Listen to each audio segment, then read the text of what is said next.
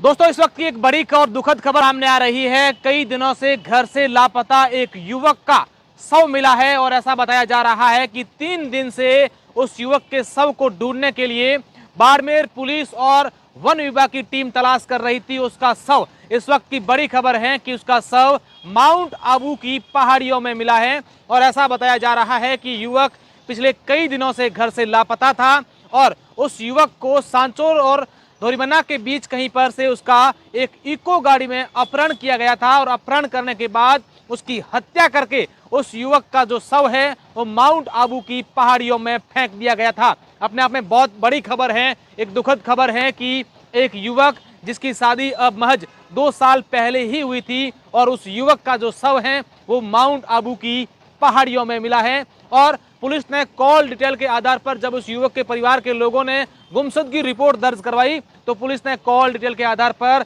2 जो लोगों को हिरासत में लिया था उनसे पूछताछ की गई तो उन्होंने बताया कि हमने उस युवक की हत्या कर दी है और उस युवक का शव माउंट आबू की पहाड़ियों में फेंक दिया गया है।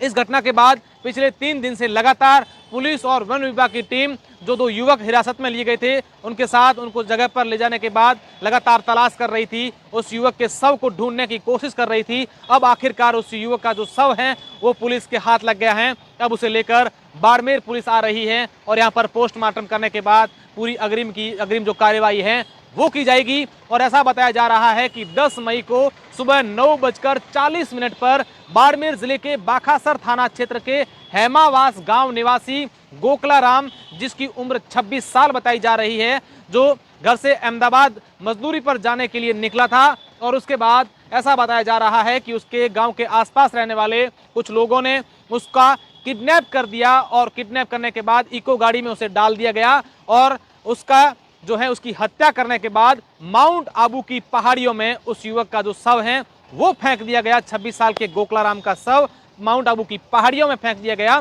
और इस बात पर जब उनके परिजनों ने गुमशुदगी रिपोर्ट गोकला राम की करवाई बाखासर थाने में तो बाखासर पुलिस ने कॉल डिटेल के आधार पर 2 लोगों को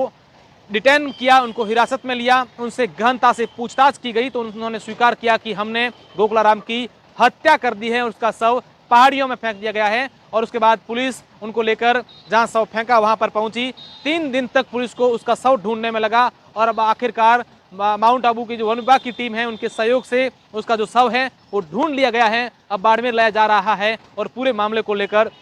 जांच पड़ताल की जाएगी। और जो गोकला राम है उनके परिजनों ने हमसे बात करते हुए सीधे तौर पर आरोप लगाया है कि गोकला राम की जो पत्नी है उसकी भी इसमें संदिग्ध भूमिका है, ऐसा उनका आरोप है। हालांकि पुलिस ने उसकी पत्नी को भी पूछताछ के लिए हिरासत में ले लिया है, उसको बुलाया गया है। अब इस पूरे मामले को लेकर जांच की जा रही है। ऐसा बताया जा रहा है कि गोकला राम की पत्नी की इसकी जो भूमिका है वो इस हत्या में उसकी